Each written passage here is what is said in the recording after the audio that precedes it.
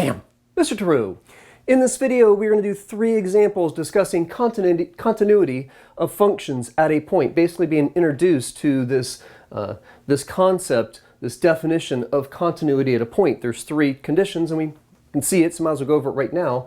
For a function to be continuous at a point, the function must exist at that value of c.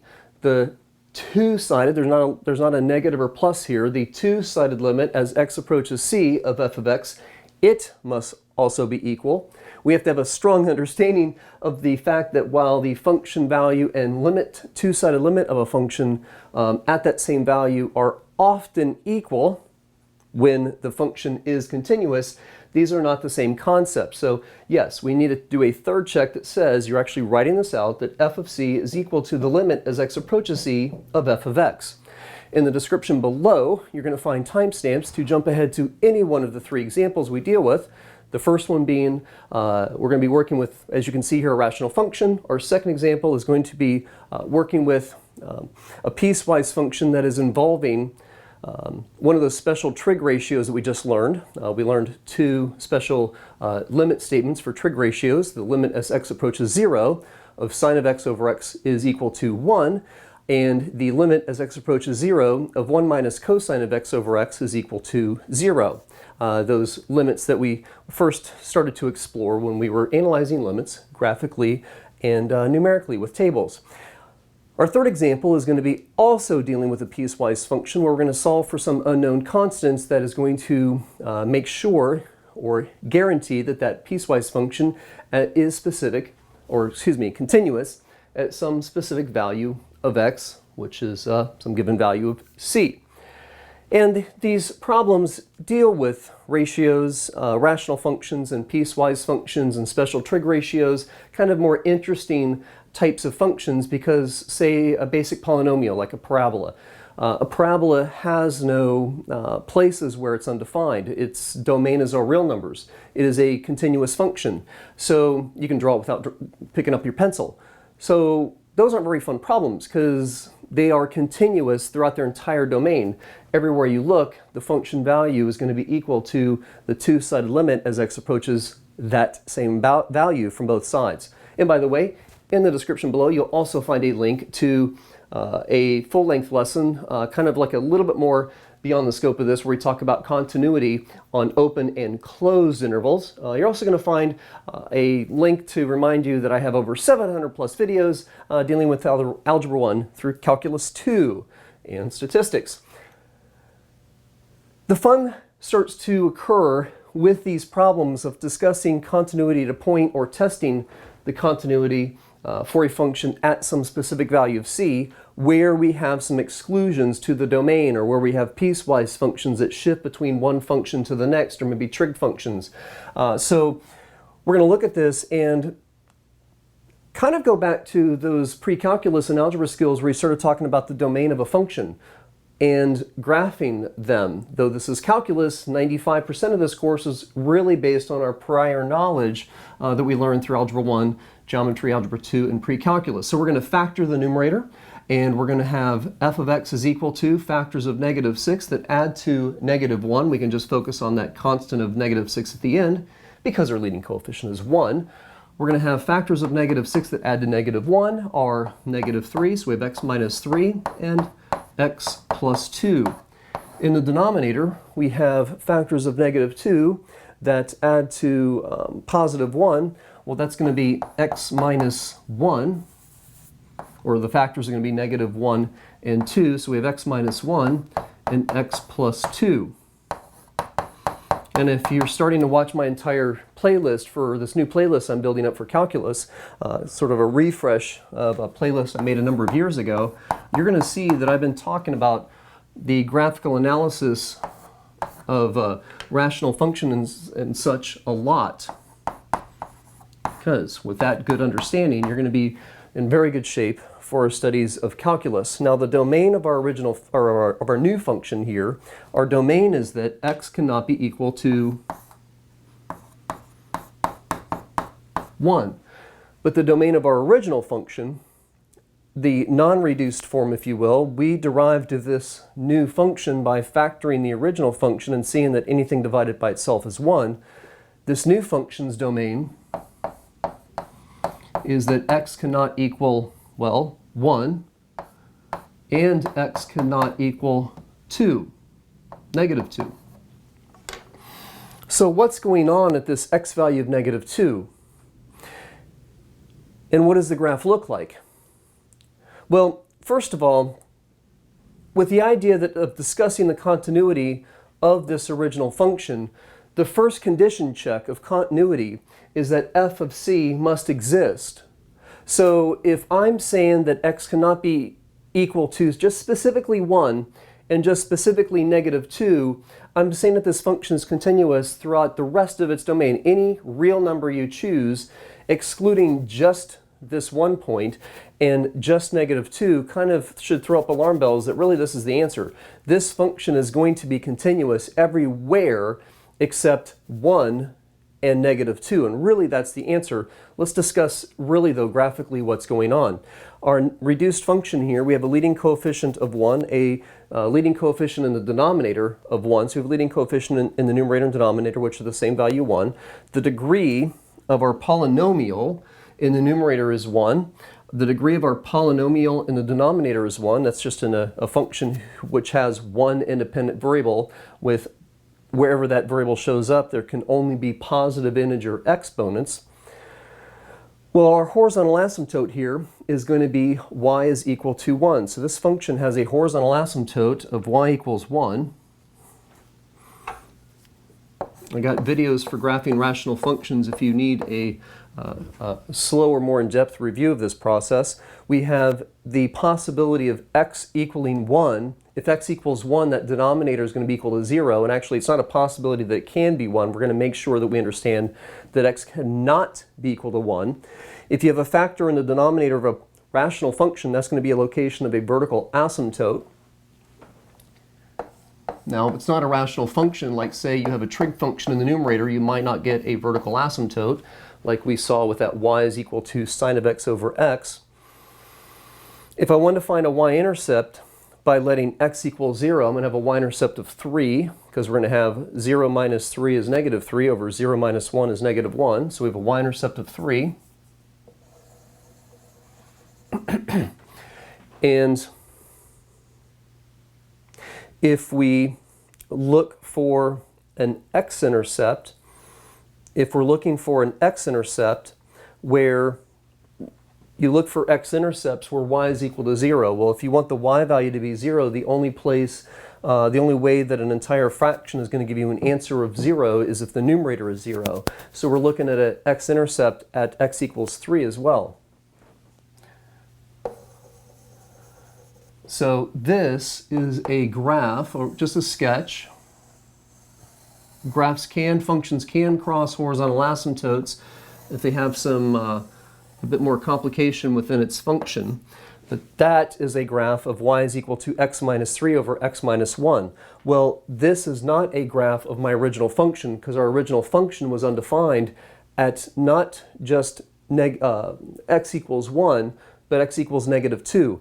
This reduced function that we derived from the original function is said to agree, x minus 3 over x minus 1 agrees with our original function x squared minus x minus 6 over x squared plus x minus 2 everywhere but negative 2. And the difference there is that negative 2, our original function, had a hole in it. And you can see that this function that we have drawn or maybe just visualized in our mind with our remembrance and our knowledge of pre-calculus or algebra 2 last year, that yes, this is a rational function that is continuous everywhere within its domain except where x is equal to negative 2 and where x is equal to positive 1. So did you need the graph to actually answer this question and say this original function is continuous everywhere except 1 and negative 2? No. But it helps that hopefully it helps that understanding. And what we have here at x equals negative 2, we have a two-sided limit where the left and right hand limits are equal. We have a removable discontinuity. at x equals 1, where we have that vertical asymptote, where we're going off to infinity as we approach 1 from the left, and negative infinity as we approach 1 from the right, your textbook is either going to call this a jump discontinuity, which it arguably is, because though we're getting answers of positive and then negative infinity, different infinity answers on each side for those one-sided limits, you might be reading or hearing that this is called an infinite discontinuity, which it indeed is. Your teacher may be wanting you to write a summary statement that this function has discontinuities at 1 and -2 due to the fact that you cannot divide by 0. Those values make the denominator equal to 0. Let's take a look at example number 2 coming up right now. For example number 2, we're going to now discuss the continuity at x equals 0 of a piecewise function. We have f of x is made up of two different functions. We have the sine of x, the sine of 2x over x when x is not equal to 0, and x or f of x is equal to -1. So we're being given an answer to represent, or that say that we're getting from f of x. We're defining an answer of -1 when x is equal to 0. Okay, so is f of x continuous at 0? Well, I'm bringing this up here because we have a function which is continuous everywhere except 0. So we're being defined an answer when x actually is 0. Piecewise functions are you're normally being asked to analyze piecewise functions for continuity at the break between the two or more functions, because that's usually where the interesting stuff occurs. So we're going to find the limit as x approaches 0 of the sine of 2x over x. Another couple of reasons why I chose this as our second example is we've just gotten introduced to these two special limit statements, which we need to start memorizing. We've looked at them in, well, in my textbook, sections 1, 2, and 1, 3. And I'm also bringing this up because when you're given a piecewise function and you're asked to analyze a two-sided limit, you need to really look at that piecewise function, understand, will I need to look at the left and the right-hand side limits individually? Well, our condition here is we're using this function when x is not equal to 0, period.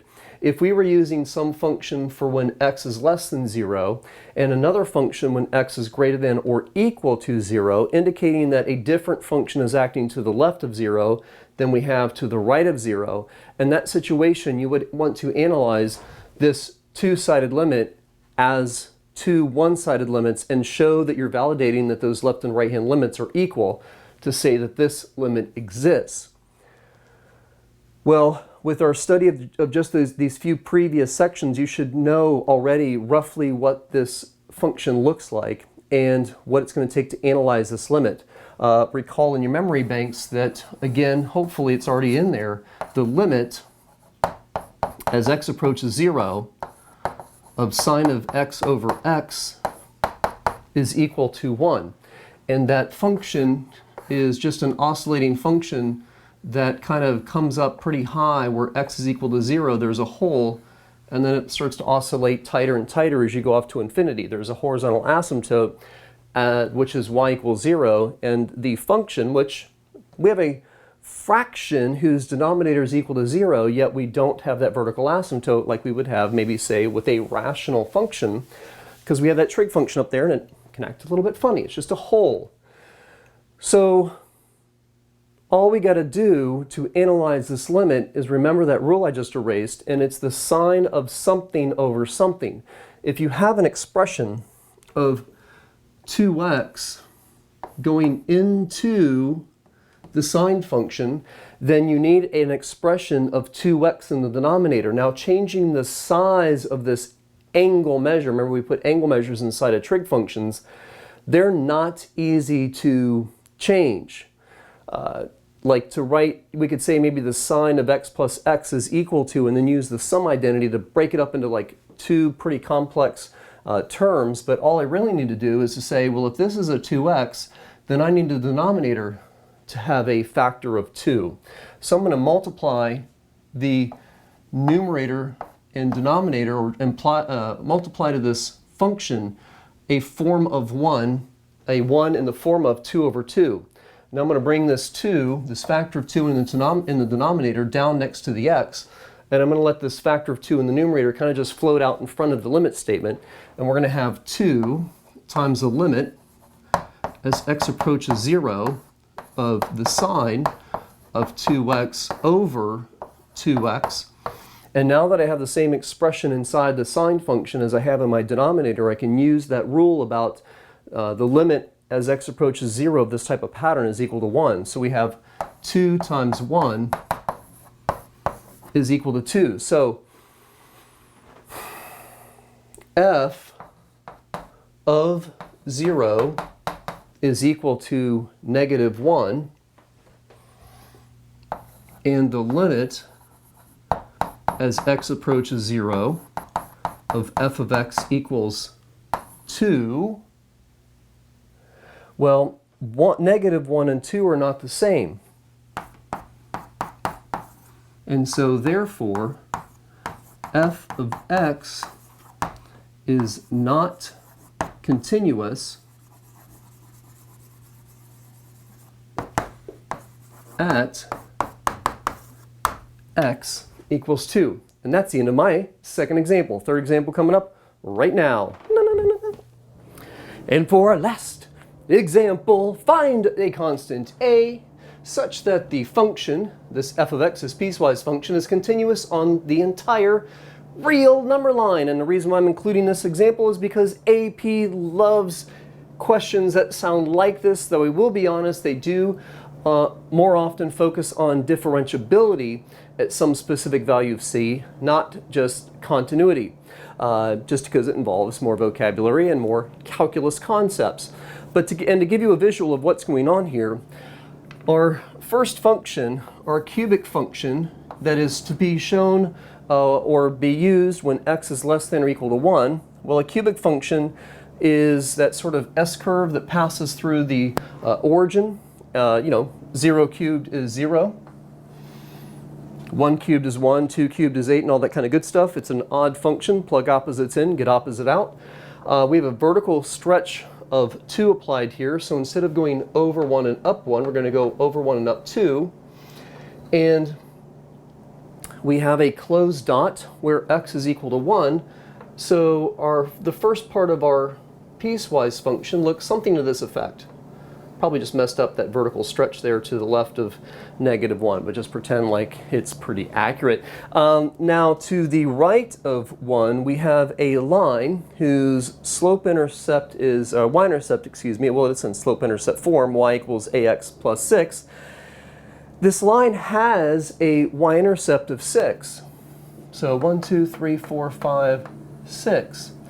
And this line this yardstick's probably going to be too long, but we want the equation of a line that has a y-intercept of, again, 6, but we are going to manipulate the value of a such that this is a continuous piecewise function. We don't want to have a jump discontinuity at the c value of 1.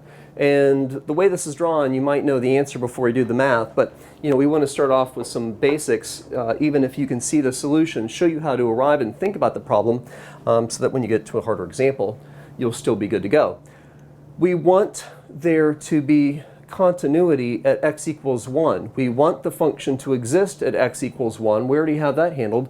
F of 1 is equal to 2. We can get that from the first function, but then we want the two-sided limit. We want as x approaches 1 from the left to be equal to the limit as x approaches 1 from the right. We want those one-sided limits to be equal so that the two-sided limit, the second check of continuity to point, those one-sided limits have to be equal so the two-sided limit exists. And that's exactly that definition of continuity, that understanding of what it takes for a two-sided limit to exist, which is another concept we've learned that we really have to have down, we want to have all that in our knowledge to realize that what we want to do to answer this question